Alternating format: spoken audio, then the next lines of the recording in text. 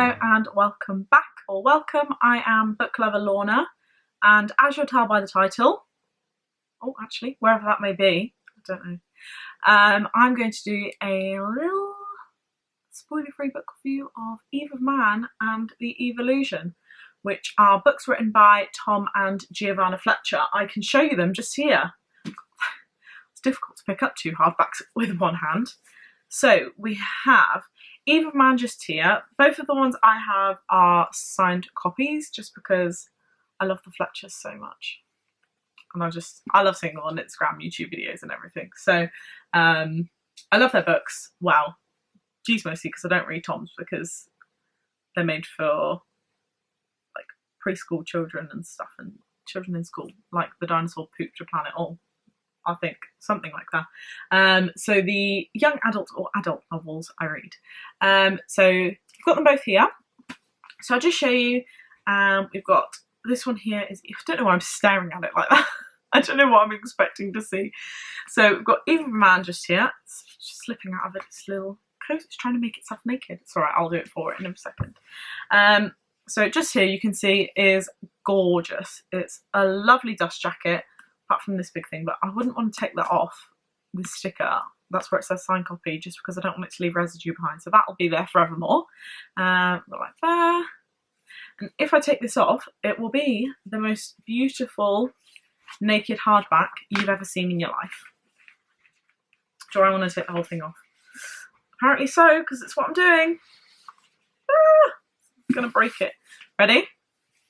Look at that. Oh, look at that. It is gorgeous. So obviously that's Eve and this is Bram, the two main characters. And I would assume that this is a maze and this is the Eve of Man symbol. And I just think that, you can see quite how shiny it is as well from there. It's like a gold foily type thing. That is amazing. I literally love this hardback. And then the spine is written in like the same gold kind of foil stuff. And it is just amazing. The white is so nice. If you didn't have the dust jacket on, it would get so dirty. So this is just gorgeous. Like, what a serene looking book. And that is the whole point. If you read the book, then you'll understand why that's like the whole point of like serene and like clean and stuff like that. So I'm going to put that away before I damage it, because that's what's likely to happen. And then I'll just show you.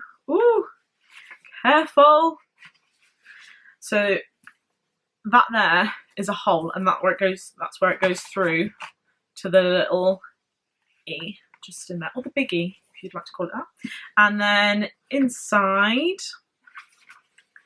that's Giovanna and Tom's signatures. They're so cool because some authors, they send you a signed book. They don't send you a signed book. When you buy a signed book, people don't send me signed books. When I buy one from a bookseller and it gets sent to you because you paid for the postage, they do like these tiny little signatures, and I look at it and I'm like, why did I pay an extra £20 for that? This wasn't that expensive actually, but yeah, they've got lovely big signatures. Giovanna's got the heart and Tom's got the star, so you know, just fangirling over the Fletchers. And then The Evolution, which only came out a month or so ago, is this one just here. So in terms of the two covers, I think it's just as pretty. I don't know if you can see, it is like it has got gold flecks and everything on it. So I mean, it's not quite as cool because this is like silky and this one's like matte to touch, but who knows what the third one will be like. Maybe it'll be like matte, silky matte, or you know, I don't know. So so the only disappointing thing is when you take the dust jacket off this one, it's just a black book. I was so looking forward to the hardback of this because I was like, wow, the first one was amazing. So this one's going to be like something else really cool.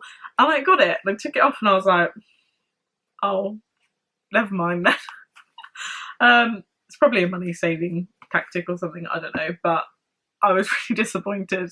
What a petty thing to be disappointed about, that it didn't. I'm very much based on looks in life. this did not look pretty. But it's okay because black and gold is kind of cool. And the spine has got the gold foil on it still. It's just not on the front. And butterfly's just in there like it is on the front cover. And then in theory, the signature should be exactly the same, very similar in here, just done a few years later. Actually, that will tell me. So this one was released in May 2018, and this one's 2020. It's April. It was April 2020. So they're 2 years apart. They were supposed to be close together, but they popped out a child. So, you know, busy times when you have a child. So I hear. Can't write a book. So it took 2 years rather than 1 year, I think. But that's fine. That's fine. I just meant that I reread it before we got the second one. Yeah, so like I say, I reread this one before this came out. I should be doing it this way around. I reread this one before this one came out, just because I couldn't remember what happened. I knew the rough story, but I wouldn't have been able to tell you whatsoever. I didn't have a clue. First time I read it, I'll be honest, I wasn't loving it. I wasn't that much into it. I just kind of was like, oh, it's okay. It's nothing special. I think I thought it looked prettier than the amount, if that makes sense, that I liked the book. Didn't dislike it, didn't think it was awful, didn't think it was amazing. It's just there. It's just Eve of Man. So I reread it and I was a bit more impressed because I think I paid more attention primarily and I knew what was going on. Which meant that I could kind of, if I did skim read a page, which I do have a habit of doing sometimes, then I wouldn't miss too much because I kind of could piece together with my memory of what had happened, or I'd get reminded of things and I'd be like, oh yeah, I remember reading that before. You know, so I did enjoy it a little bit more. So I think the best thing between these two books is the fact that they continue literally to the second. So the last page of here, I mean, I think it even goes back in time of a chapter, not repeating, but from a different character's perspective, to here. So it really is, I don't know what I'm doing here. It really is a smooth transition across the books, which I believe, I would imagine the way this is and the way the story's gone, the third one will be the same. So I really like that. I love that the books are over a short time scale. It's not, you know, dragged out. I don't have to go, well, how many months ago did that happen? How many years ago did that happen? How long have they known then? Oh, can't be dealing with that sometimes. So I do really love how it goes over such a short time scale. Okay, you've just experienced what I would call time travel. My memory card ran out of space. That shows that I'm filming lots of videos today though, and the BDI of you will notice that I've not been changing my top in every video.